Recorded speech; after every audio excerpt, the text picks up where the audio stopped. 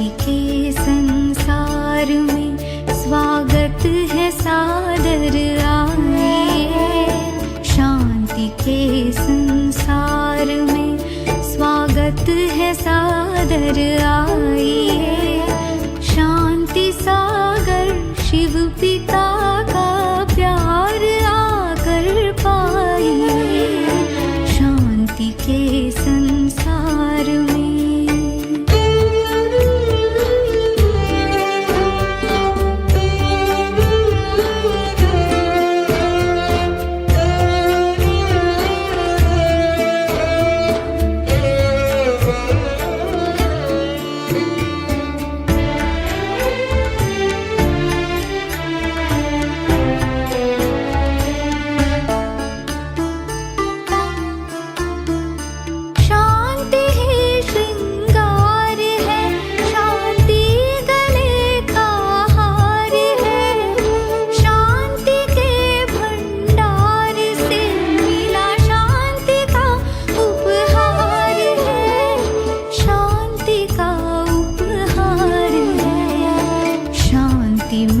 परिवार को अधिकार से अपनाइए।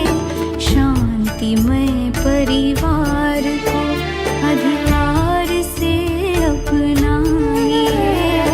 शांति सागर शिव पिता का प्यार आकर पाइए। शांति के संसार में स्वागत है सादर आइए। शांति के संसार में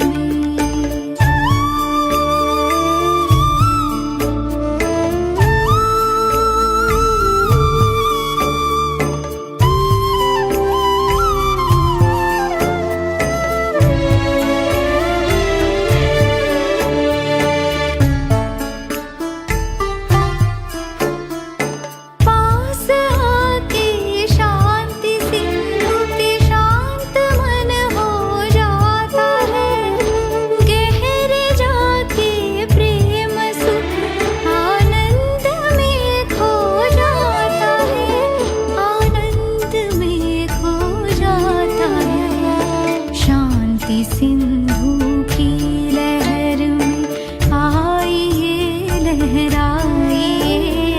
शांति सिंधु की लहर में आइए लहराइए।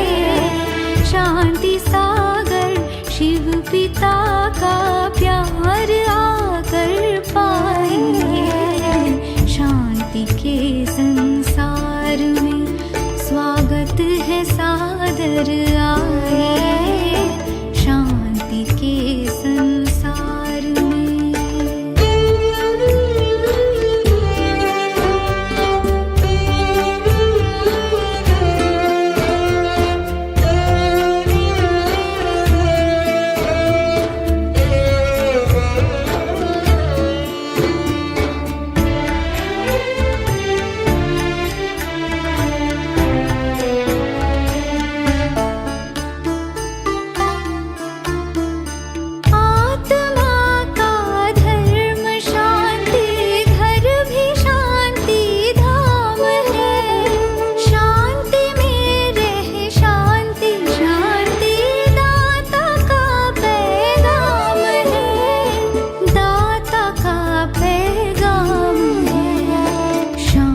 शीतल माँ का आंचल आइए छुप जाइए। शांत शीतल माँ का आंचल आइए छुप जाइए। शांति सागर शिव पिता का प्यार आकर पाइए। शांति के संसार में स्वागत है सादर आइए। शांति के संसार में। ओम शांति। ईश्वरीय ज्ञान बाबा जैसे सागर है, सागर की तरह बहुत विशाल है, बेहद का है, परंतु संपूर्ण ज्ञान का सार है आना और जाना, अपने को आत्मा समझना और बाबा को याद करना। और यदि हमें बाबा को याद करके बाबा के साथ घर जाना है, बहुत ज़रूरी है उससे पहले देह को, दुनिया को, कर्मों को, संबंधों को मन और बुद्धि से अंश और वंश सहित पूर्ण रीति भूल जाना। कोई भी स्मृति ना आए, कोई भी लगाव, झुकाव, प्रभाव की रस्सियां हमें खींचे नहीं। और उसी का ही हम पुरुषार्थ बार बार बाबा की याद में रहकर करते हैं। स्वयं को ऊपर ले जाने के लिए नीचे की बातों को, नीचे के संबंधों को तोड़ने का अभ्यास करते हैं, ताकि एक के साथ मन और बुद्धि की जो रग है, जो रस्सी है, वो जुड़ जाए, ताकि मन में, बुद्धि में, संस्कारों में, स्वभाव में, मुख में, कर्मों में केवल एक बाबा की याद हो, बाबा का कार्य हो, बाबा की श्रीमत समाई हो। आज की मुरली भी हमें हमारे इस महीन पुरुषार्थ की ओर बार बार ध्यान खिंचवा रही है। ध्यान से सुनेंगे बाबा के मधुर महावाक्य। आज है 9 तारीख, 9 जून 2025। बाबा के महावाक्य हैं, मीठे बच्चे, तुम सारे विश्व पर शांति का राज्य स्थापन करने वाले बाप के मददगार हो। अभी तुम्हारे सामने सुख शांति की दुनिया है। क्या है आपके सामने? सुख शांति की दुनिया। वो तब दिखाई देगी जब संगम युग पर होंगे। कलयुग से दिखाई नहीं देती है। सृष्टि चक्र पर टॉप पर खड़े हो जाओ तो दिखाई देगी, नहीं इधर आ जाओ कलयुग की तरफ तो दिखाई नहीं देगी। प्रश्न है, बाप बच्चों को किस लिए पढ़ाते हैं? पढ़ाई का सार क्या है? उत्तर है, बाप अपने बच्चों को स्वर्ग का प्रिंस, विश्व का मालिक बनाने के लिए पढ़ाते हैं। बाप कहते हैं, बच्चे, पढ़ाई का सार है दुनिया की सब बातों को छोड़ दो। ऐसे कभी नहीं समझो हमारे पास करोड़ हैं, लाख हैं, कुछ भी हाथ में नहीं आएगा। ये भगवानुवाच है। इसलिए अच्छी रीति पुरुषार्थ करो, पढ़ाई पर ध्यान दो साथ जाएगी। आज का गीत है, आखिर वह दिन आया आज।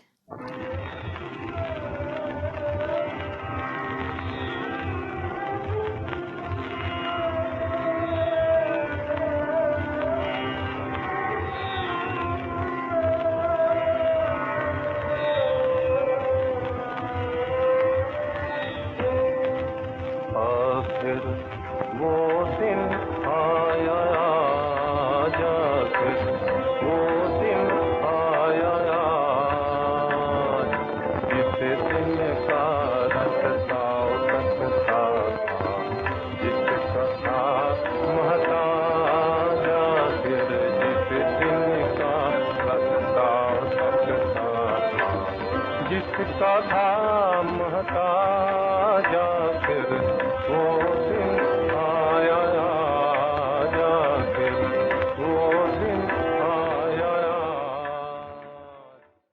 ओम शांति। बच्चों ने गीत सुना, आखिर विश्व पर शांति का समय आ गया है ना। अब वो समय आया है जब सारे विश्व में सदाकाल के लिए शांति हो जाएगी। आखिर विश्व पर शांति का समय आया। सब कहते हैं विश्व में कैसे शांति हो। फिर जो ठीक राय देते हैं उन्हों को इनाम देते हैं, पीस प्राइज देते हैं ना। नेहरू भी राय देते थे, शांति तो हुई नहीं, सिर्फ राय देकर गए।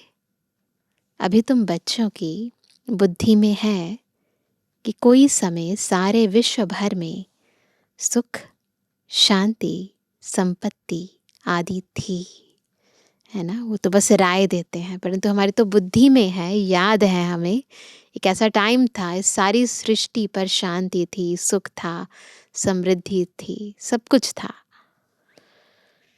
वह अब भी नहीं है, अब फिर होने वाली है। चक्र तो फिरेगा ना। यह तुम संगम योगी ब्राह्मणों की बुद्धि में है, और किसी की बुद्धि में नहीं है ये बात। तुम जानते हो, भारत फिर सोने का बनना है। भारत को ही गोल्डन स्पैरो यानी सोने की चिड़िया कहा जाता है। भल महिमा तो करते हैं, परंतु सिर्फ कहने मात्र। तुम तो अभी प्रैक्टिकल में पुरुषार्थ कर रहे हो, जानते हो बाकी थोड़े रोज हैं, तो यह सब नर्क के दुख की बातें भूल जाते हैं। तुम्हारी बुद्धि में अब सुख की दुनिया सामने खड़ी है।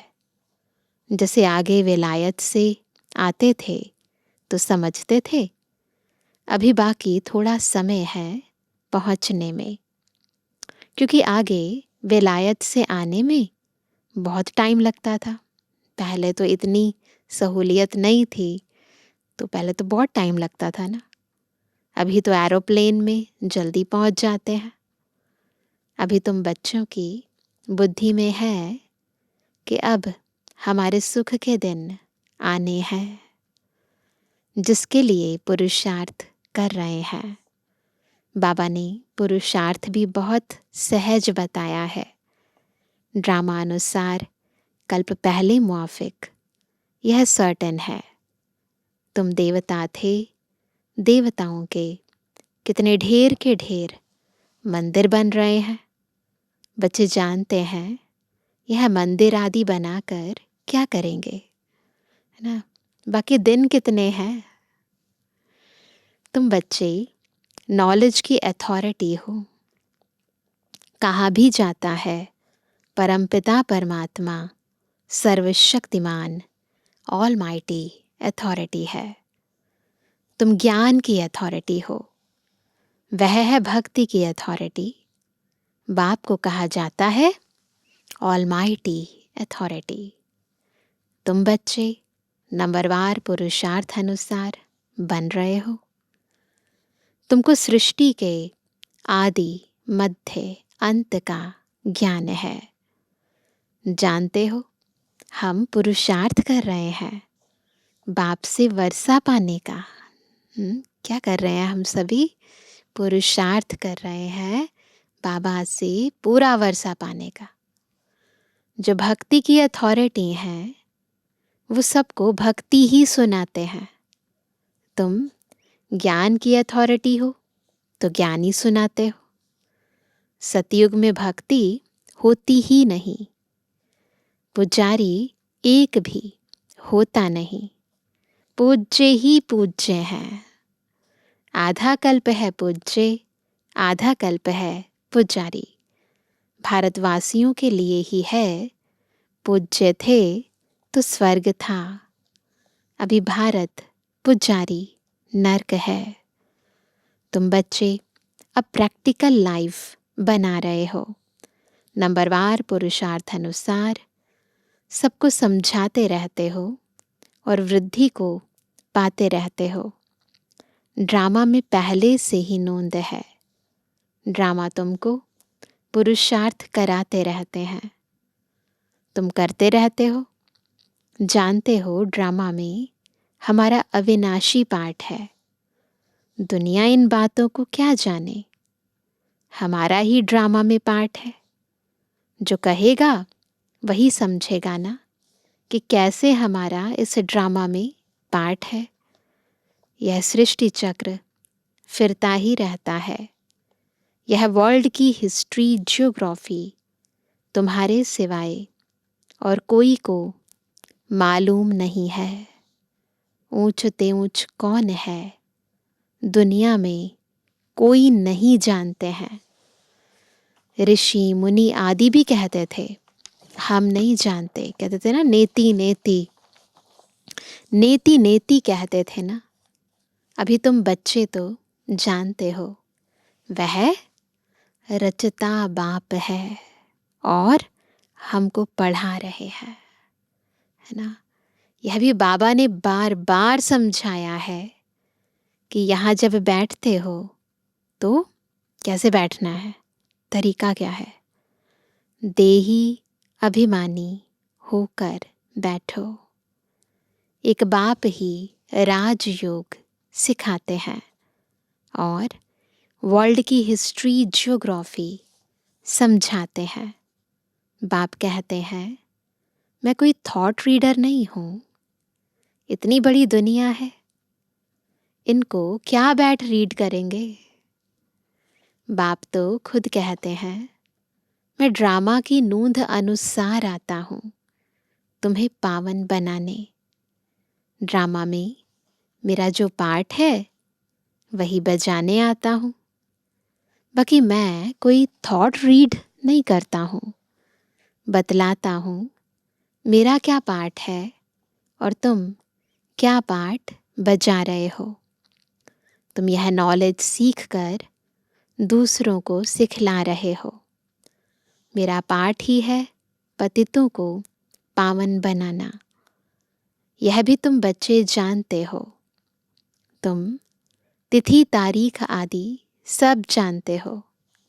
दुनिया में कोई थोड़े ही जानते हैं। ये सब डिटेल्स, रचता और रचना का ज्ञान और कोई नहीं जानते सारी दुनिया में। तुमको बाप सिखला रहे हैं। फिर जब यह चक्र पूरा करेंगे तब फिर बाबा आएंगे। उस समय जो सीन चली वह फिर कल्प बाद चलेगी। एक सेकंड न मिले दूसरे से, यह नाटक फिरता रहता है। तुम बच्चों को बेहद के नाटक का पता है ना। Wonderful drama. इस ड्रामा के बारे में सारे संसार में किसी को नहीं पता है, केवल बाबा हमें सिखला रहे हैं। तो बाबा कहते हैं फिर भी तुम घड़ी घड़ी भूल जाते हो। बाबा कहते हैं तुम सिर्फ याद करो, हमारा बाबा बाबा है, वही टीचर है, गुरु है। तुम्हारी बुद्धि उस तरफ चली जानी चाहिए। आत्मा खुश होती है बाप की महिमा सुनकर।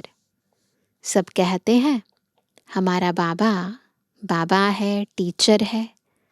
वह सच्चा ही सच्चा है। पढ़ाई भी सच्ची और पूरी है।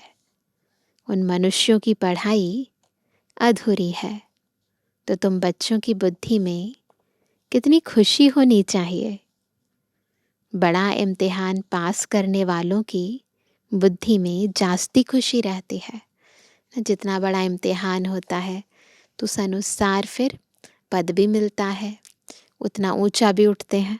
बड़े बड़े एग्ज़ाम्स क्लियर करते हैं ना बच्चे, आईएएस के एग्ज़ाम्स क्लियर करते हैं, आईपीएस के एग्ज़ाम्स क्लियर करते हैं, तो डेफिनेटली तो उनको खुशी होती है कि हमने इतना बड़ा एग्ज़ाम जो है वो क्लियर किया है, तो खुशी भी ज़्यादा होगी ना। तुम कितना ऊंच पढ़ते हो तो कितनी कापारी खुशी होनी चाहिए। भगवान बाबा बेहद का बाप हमको पढ़ा रहे हैं। तुम्हारे रोमांच खड़े हो जाने चाहिए। वही एपिसोड रिपीट हो रहा है, सिवाय तुम्हारे किसको पता नहीं है। कल्प की आयु ही बढ़ा दी है। तुम्हारी बुद्धि में अब 5000 वर्ष की सारी स्टोरी चक्र खाती रहती है, जिसको ही स्वदर्शन चक्र कहा जाता है। बच्चे कहते हैं बाबा तूफान बहुत आते हैं, हम भूल जाते हैं। बाबा कहते हैं तुम किसको भूल जाते हो, है ना। सोचने का विषय है कि अपने पिता को बच्चे भूल जाते हैं। बाप जो तुमको डबल सिरताज विश्व का मालिक बनाते हैं, उनको तुम कैसे भूलते हो। दूसरे किसको नहीं भूलते हो, स्त्री, बाल बच्चे, चाचा मामा, मित्र संबंधी आदि सब याद है। बाकी इस बाप को तुम भूलते क्यों हो। जो सब कुछ देता है, जो हमें पढ़ाता है, इतनी पालना करता है, इतना प्यार करता है, उसी को भूल जाते हो। तुम्हारी युद्ध इस याद में है, जितना हो सके याद करना है। बच्चों को अपनी उन्नति के लिए सवेरे सवेरे उठ बाप की याद में सैर करनी है। तुम छतों पर व बाहर ठंडी हवा में चले जाओ। यहाँ ही आकर बैठना कोई ज़रूरी नहीं है, बाहर भी जा सकते हो। सवेरे के टाइम कोई डर आदि की बात नहीं रहती है। बाहर में जाकर पैदल करो, आपस में यही बातें करते रहो।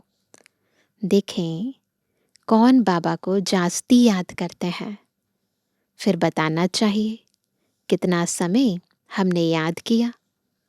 बाकी समय हमारी बुद्धि कहाँ कहाँ गई, कितना समय याद किया और बाकी जो टाइम था उसमें हमारी बुद्धि कहाँ कहाँ चली गई। इसको कहा जाता है एक दो में उन्नति को पाना। अपनी चेकिंग करना, आपस में बैठकर रो रेहान करना कि याद कहाँ कहाँ जाती है, कितना टाइम याद रहती है। तो वह कहते, इसे कहते हैं उन्नति को पाना। नोट करो कितना समय बाप को याद किया। बाबा की जो प्रैक्टिस है वह बतलाते हैं। ब्रह्मा बाबा कितनी बार मुरलियों में अपना एक्सपीरियंस शेयर करते हैं। चक्र को तो तुम जानते हो, रात दिन तुमको अब यही बुद्धि में है कि हम अभी घर जाते हैं। पुरुषार्थ करते हो। कलयुगी मनुष्यों को ज़रा भी पता नहीं है मुक्ति के लिए कितनी भक्ति करते रहते हैं। अनेक मतें हैं, तुम ब्राह्मणों की है ही एक मत। जो ब्राह्मण बनते हैं उन सब की है श्रीमत। तुम बाप की श्रीमत से देवता बनते हो। देवताओं की कोई श्रीमत नहीं है। श्रीमत अभी ही तुम ब्राह्मणों को मिलती है। भगवान है ही निराकार, जो तुमको राजयोग सिखलाते हैं, जिससे तुम अपना राज्य भाग्य ले कितना ऊंच विश्व का मालिक बनते हो। भक्ति मार्ग के वेद शास्त्र आदि कितने ढेर के ढेर हैं, परंतु काम की सिर्फ एक गीता ही है। भगवान आकर राजयोग सिखलाते हैं, उनको ही गीता कहा जाता है। अभी तुम बाप से पढ़ते हो, जिससे स्वर्ग का राज्य पाते हो। जिसने पढ़ा उसने लिया। ड्रामा में पाठ है ना, ज्ञान सुनाने वाला ज्ञान सागर एक ही बाप है। वह ड्रामा प्लान अनुसार कलयुग के अंत, सतयुग के आदि के संगम पर ही आते हैं। कोई भी बात में मूंझो नहीं, कंफ्यूज होने की ज़रूरत नहीं है। बाप इसमें आकर पढ़ाते हैं और कोई भी पढ़ा ना सके। यह यानी दादा भी आगे कोई से पढ़ा हुआ होता तो और भी बहुत उनसे पढ़े हुए होते। अगर ब्रह्मा बाबा ने ये सारा ज्ञान किसी गुरु से लिया होता तो उस गुरु का केवल एक ही शिष्य थोड़ी ना होता, और भी बहुत होते ना। बाप तो कहते हैं इन गुरुओं आदि सबका उद्धार करने मैं आता हूँ। अभी तुम बच्चों की एम ऑब्जेक्ट सामने खड़ी है। हम यह बनते हैं, यह है ही नर से नारायण बनने की सत्य कथा। इनकी फिर भक्ति मार्ग में महिमा चलती है। भक्ति मार्ग की रस्म चलती आती है। अभी यह रावण राज्य पूरा होना है। तुम अभी दशहरा आदि में थोड़ी जाएंगे। तुम तो समझाएंगे यह क्या करते हैं, हम तो उसका आध्यात्मिक रहस्य बताएंगे। यह तो बेबीज का काम है। बड़े बड़े आदमी देखने जाते हैं रावण को कैसे जलाते हैं। यह है कौन, कोई बता ना सके। रावण राज्य है ना। अब ये बात कौन बताएगा। दशहरे आदि में कितनी खुशी मनाते हैं, जिसमें रावण को जलाते आते हैं, दुख भी चला आता है ना। रावण बड़ा होता जाता है, दुख बढ़ता जाता है। कुछ भी समझ नहीं है। अभी तुम समझते हो, हम कितने बेसमझ थे, है ना। पहले हम क्या समझते थे, सोचते थे प्रैक्टिकल में ऐसा कोई था। अब समझते हैं ये तो 5 विकारों की बात है, जो नर में भी है, नारी में भी है, और ये बढ़ते जा रहे हैं। इसलिए रावण का साइज भी बढ़ता जा रहा है। रावण बेसमझ बना देते हैं। बुद्धि को जैसे दिखाते ना, रावण के सिर पर गदा दिखाते हैं, गधे का शीश दिखाते, तो रावण यही करता है। विकार हमारी बुद्धि को बेसमझ बना देता है। अभी तुम कहते हो बाबा हम लक्ष्मी नारायण जरूर बनेंगे, हम कोई कम पुरुषार्थ थोड़ी करेंगे। यह एक ही स्कूल है, पढ़ाई बहुत सहज है। बूढ़ी बूढ़ी माताएं और कुछ नहीं याद कर सकती तो सिर्फ बाप को याद करें। मुख से हे राम तो कहते हैं ना, दुनिया में भी कहते हैं ना। बाबा यह बहुत सहज बताते हैं। तुम आत्मा हो, परमात्मा बाप को याद करो तो तुम्हारा बेड़ा पार हो जाएगा। ज्ञान विस्तार भी है, पर सार तो यही है, अपने को आत्मा समझना, बाबा को याद करना। कहाँ चले जाएंगे? बाबा को याद करेंगे, बेड़ा पार हो जाएगा। तो कहाँ जाएंगे? बेड़ा पार हो गया तो फिर कहाँ जाएंगे? शांति धाम, सुख धाम। और सब कुछ भूल जाओ। जो कुछ सुना है, पढ़ा है, वह सब भूल कर अपने को आत्मा समझ बाप को याद करो तो बाप से वर्षा जरूर मिलेगा। बाप की याद से ही पाप कट जाते हैं। कितना सहज है। कहते भी हैं भ्रुकुटी के बीच चमकता है सितारा, तो ज़रूर इतनी छोटी आत्मा होगी ना। डॉक्टर लोग बहुत कोशिश करते हैं आत्मा को देखने की, परंतु वह बहुत सूक्ष्म है। हठ आदि से कोई देख ना सके। आप सोचो, इन चर्म चक्षुओं से जो चीज़ दिखने वाली नहीं है, उनको देखने का प्रयास करना बिल्कुल वेस्ट ऑफ टाइम है। तो उसको तो बुद्धि के तीसरे नेत्र से देखा जा सकता है, इसलिए हट से नहीं देख सकते। बाप भी ऐसे ही बिंदी है। कहते हैं जैसे तुम साधारण हो, हम भी साधारण बन तुमको पढ़ाता हूँ। तो बाबा बिल्कुल भबका आदि नहीं, एकदम साधारण। तो बाबा कहते हैं किसको क्या पता कि इन्हों को भगवान कैसे पढ़ाते होंगे। श्री कृष्ण पढ़ाते तो सारे अमेरिका, जापान आदि सब तरफ से आ जाए।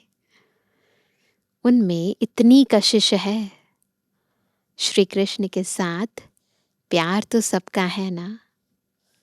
अभी तो तुम बच्चे जानते हो हम सो बन रहे हैं, है ना। जो हमें बहुत प्रिय है ना, बाबा हमें बिल्कुल वैसा ही बना रहे हैं। श्री कृष्ण है प्रिंस, उन्हें गोद में लेना चाहते हैं तो पुरुषार्थ करना पड़े, उस लायक बनना पड़े ना। कोई बड़ी बात नहीं है। बाप अपने बच्चों को स्वर्ग का प्रिंस, विश्व का मालिक बनाने के लिए पढ़ाते हैं। बाप कहते हैं बच्चे, पढ़ाई का सार है दुनिया की सब बातों को छोड़ दो, बस ये करना है। ऐसे कभी नहीं समझो कि हमारे पास करोड़ हैं, लाख है, कुछ भी हाथ में नहीं आएगा। इसलिए अच्छी रीति पुरुषार्थ करो। बाप के पास आते हैं तो बाप उल्हाना देते हैं, 8 मास से आते हो और बाप जिनसे स्वर्ग की बादशाही मिलती है उनसे इतना समय मिले भी नहीं। साकार बाबा की बात है तो बाबा कहते हैं कि अगर यथार्थ बाबा को पहचाना है ना तो आत्मा में होगा मैं जाऊं, मधुबन जाऊं, बाबा से मिलूं, है ना। तो बाबा कहते 8 मास से बाबा के बच्चे बने और फिर बाबा से मिलने भी नहीं आए। कहते बाबा फलाना काम था, है ना, बहुत बहाने बनाते हैं ना, इसलिए नहीं जा पाए ये वो। अरे तुम मर जाते फिर यहाँ कैसे आते? पल भर का भरोसा नहीं है, यह बहाने थोड़ी चल सकेंगे, है ना। बाप राजयोग सिखा रहे हैं और तुम सीखते नहीं। जिसने बहुत भक्ति की होगी उनको 7 रोज तो क्या 1 सेकंड में भी तीर लग जाए, है ना। तो अगर सच में पुराने भगत होंगे, बाबा के बच्चे होंगे, तो उन्हें 1 सेकंड में तीर लग जाएगा और वो दौड़ते हुए बाबा के पास, बाबा के घर आएंगे।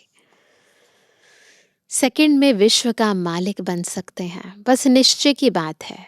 जैसे निश्चय होता है तो आत्मा रह नहीं पाती है। उसकी इच्छा होती है कि ऐसे बाबा को जाकर देखें, उनसे मिलें। तो इसीलिए बहुत बहुत कोशिश करनी चाहिए कि हम जितना हो सके बाबा को याद करें, बाबा को प्यार से याद करके पुरुषार्थ करें। अभी उतना टाइम नहीं है क्योंकि अभी तो साकार बाबा नहीं है, अव्यक्त बाप दादा मिलन भी वैसा नहीं रहा है। लेकिन फिर भी जो बाबा श्रीमत देते हैं यदि उसका हम पूरा पालन करते हैं तो बाबा अव्यक्त रूप में हमें बहुत सारे अच्छे अनुभव भी कराते हैं। तो इसीलिए जितना हो सके अभी कोई बहानेबाजी ना करके बाबा को याद करना है। तो बाबा कहते हैं सेकंड में विश्व का मालिक बन सकते हैं। यह खुद अनुभवी बैठा है। विनाश देखा, चतुर्भुज रूप देखा ब्रह्मा बाबा ने, बस समझने लगा ओहो हम विश्व के मालिक बनते हैं। साक्षात्कार हुआ, उमंग आया और सब कुछ छोड़ दिया। यहाँ तुम बच्चों को मालूम पड़ा बाप आए हैं विश्व की बादशाही देने। बाप पूछते हैं निश्चय कब हुआ? तो कहते हैं 8 मास। बाबा ने समझाया है मूल बात है याद और ज्ञान। बाकी तो दीदार कोई काम का नहीं है ना। तो इम्पॉर्टेंट है याद और ज्ञान। बाकी अगर किसी को दीदार हो जाए, साक्षात्कार हो जाए, उसका कोई फ़ायदा नहीं है। बाप को पहचान लिया तो फिर पढ़ना शुरू करो तो तुम भी यह बन जाएंगे। पॉइंट्स मिलती हैं जो कोई को भी समझा सकते हो। बहुत मिठास से समझाओ। शिव बाबा जो पतित पावन है कहते हैं मुझे याद करो तो पावन बन पावन दुनिया का मालिक बन जाएंगे। युक्ति से समझाना है। तुम चाहते हो ना गॉड फादर लिबरेट कर स्वीट होम वापस ले जाएं? चाहते हैं ना? अच्छा, अब तुम्हारे ऊपर जो कट यानी जंक चढ़ी हुई है उसके लिए बाप कहते हैं मुझे याद करो। अच्छा मीठे मीठे के बेदरवानी बच्चों पे जुबानी बाप दादा का दिल जान से को प्रेम से नंबरवार प्रसाद अंसार यादगार और गुणवानी। रूहानी बच्चों की रूहानी बाप दादा को गुड मॉर्निंग, नमस्ते नमस्ते नमस्ते। धारणा के लिए मुख्य सार। पहला, सवेरे सवेरे उठ पैदल करते बाप को याद करो। आपस में यही मीठी रूह रिहान करो कि देखें कौन कितना समय बाबा को याद करता है। फिर अपना अनुभव सुनाओ। सेकंड पॉइंट, बाप को पहचान लिया तो फिर कोई बहाना नहीं देना है, पढ़ाई में लग जाना है। मुरली कभी मिस नहीं करनी है। वरदान है, सर्व के गुण देखते हुए स्वयं में बाप के गुणों को धारण करने वाले गुण मूरत भव। कैसे बनेंगे गुण मूरत? जब सबके गुण देखते हुए स्वयं में बाबा के गुणों को धारण करेंगे। संगम युग पर जो बच्चे गुणों की माला धारण करते हैं वही विजय माला में आते हैं। इसलिए होली हंस बन सर्व के गुणों को देखो और एक बाप के गुणों को स्वयं में धारण करो। यह गुणमाला सभी के गले में पड़ी हुई हो। जो जितने बाप के गुण स्वयं में धारण करते हैं उनके गले में उतनी बड़ी माला पड़ती है। गुणमाला को सिमरण करने से स्वयं भी गुणमूरत बन जाते हैं। इसी की यादगार में देवताओं और शक्तियों के गले में माला दिखाते हैं। तो ये है गुणों की माला। फूलों की माला और रत्नों की माला नहीं है, गुणों की माला है। स्लोगन है, साक्षीपन की स्थिति ही यथार्थ निर्णय का तख्त है ना। जब कंफ्यूजन हो क्या करें क्या ना करें तो साक्षी दृष्टा बन जाओ और फिर देखो बुद्धि यथार्थ निर्णय लेगी। आज का अव्यक्त इशारा, आत्मिक स्थिति में रहने का अभ्यास करो, अंतर्मुखी बनो। अंतर्मुखी होकर कार्य करने से विघ्नों से, व्यर्थ संकल्पों से बच जाएंगे और समय भी बहुत बच जाएगा। जो अंतर्मुखी रहते हैं उनमें स्मृति की समर्थि भी आती है और आत्मा रूपी नेत्र पावरफुल बनता जाता है, जिससे यदि कोई भी विघ्न आने वाला होगा तो यह महसूसता आएगी कि आज कोई पेपर होने वाला है। और जितना पहले से मालूम पड़ता जाएगा तो होशियार होने के कारण सफलता पा लेंगे। इसलिए जितना हो सके अंतर्मुखी होकर हर कार्य करो ना, ताकि आने वाली बात आपको पहले से पता चल जाए और आप सफलता मूर्त बन जाओ। अच्छा, ओम शांति।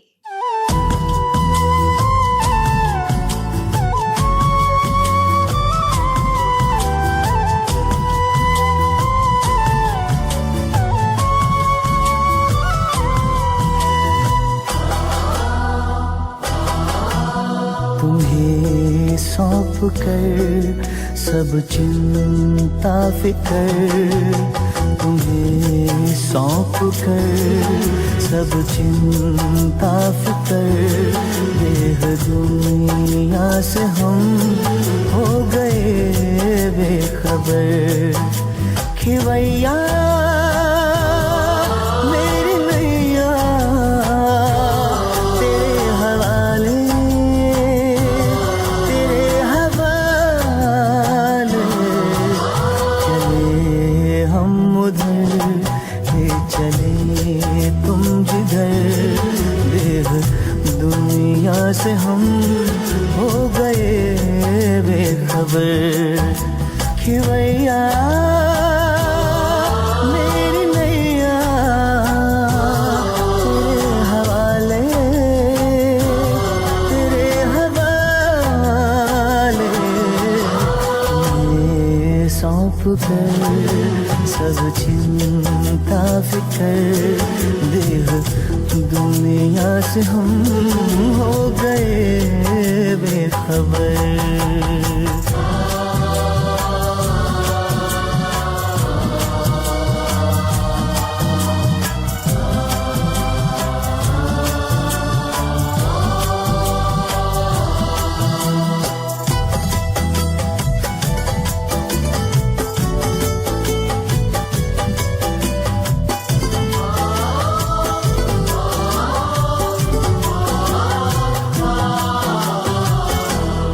सोचूं भी क्या सोचने से भी पहले बन जाते काम मेरे करने से पहले। ओ सोचूं भी क्या सोचने से भी पहले बन जाते काम मेरे करने से पहले, बन जाते काम मेरे करने से पहले। ऐ खुदा दोस्त तारीफ क्या मैं करूं, ऐ खुदा दोस्त तारीफ क्या मैं करूं।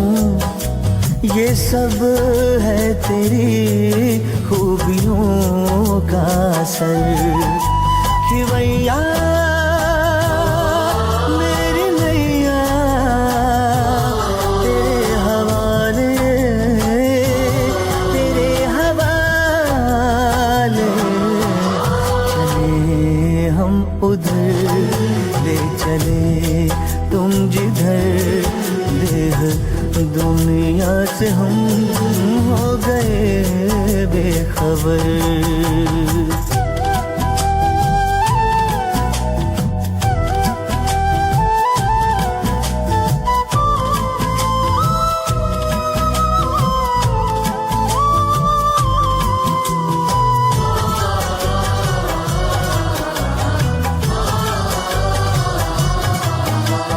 फलक से भी ऊपर तेरी है वो बस्ती, ऐ शान आलम वो ऊंची है हस्ती।